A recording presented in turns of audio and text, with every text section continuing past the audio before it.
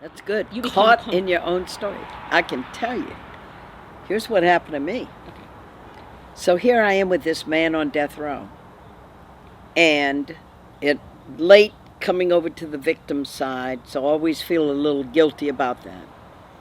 So he's been executed, and I'm there, and he looks at my face. So the horror and the reality of torturing and killing a human being in front of my eyes is really, I'm on fire with that. I've seen it, and I know I've got to go tell the story now to wake people up.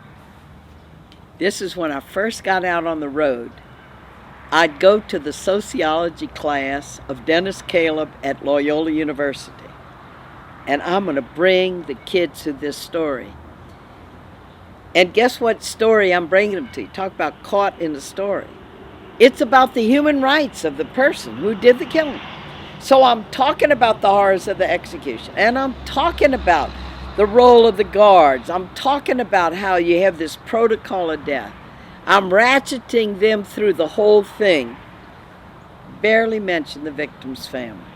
And the kids are going at hey, what about the victim's family? You're all into compassion for this guy? Well, they're dead, and they're buried forever. You're only talking about him. Well, he's the one who stepped across the line. He's the one that's getting the consequences of breaking the law, and they are coming back at me. And then I realize, boy, you know, they're right. I got to enter into the stories of the victims. And the image that came to me, which I have done in talks ever since, and it's the way I wrote the book, with Jason helping me, even in the writing of the book, is the image of the cross, which is so misinterpreted of Jesus on the cross, because there's a terrible theology of atonement. Yeah, you did the crime, you're going to suffer on the cross through your death and the death penalty, you're going to get eternal life. Really wrongly interpreted. But to me, it's the stretching out on both arms that it stretches us. That on one of the arms is the perpetrator of the crime. So let's stand in the outrage. Let's face what that perpetrator has done. So what ought we to do to him? On the other arm is the innocent victim. Wake up on an ordinary day before the day's over. Your life is shattered. Your child is dead. Your wife is having a mental breakdown. And what do we do as a society? And the secret, I found out, not so much a secret, but the journey is to fairly go over to both sides of that cross.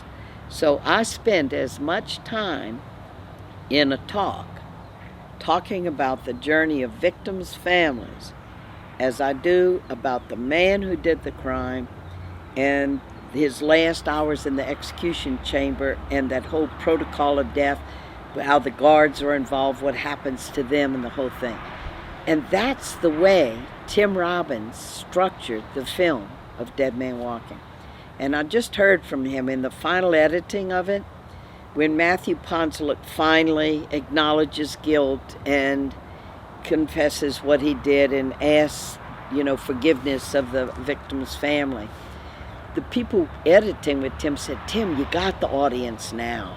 Because, through all the film, you don't like him, he's not being responsible. Don't show the crime again. And Tim Robbins said, I don't want to have the audience. And so in the final scene, you go back and see the victims killed. So then the audience leaves in silence, as the theater manager said, because they're thinking, here's a terrible crime. We know he did it. He was executed. Here are the victims suffering and what was done to them. And it then takes the discussion and dialogue into the heart of the audience. What are we going to do about this?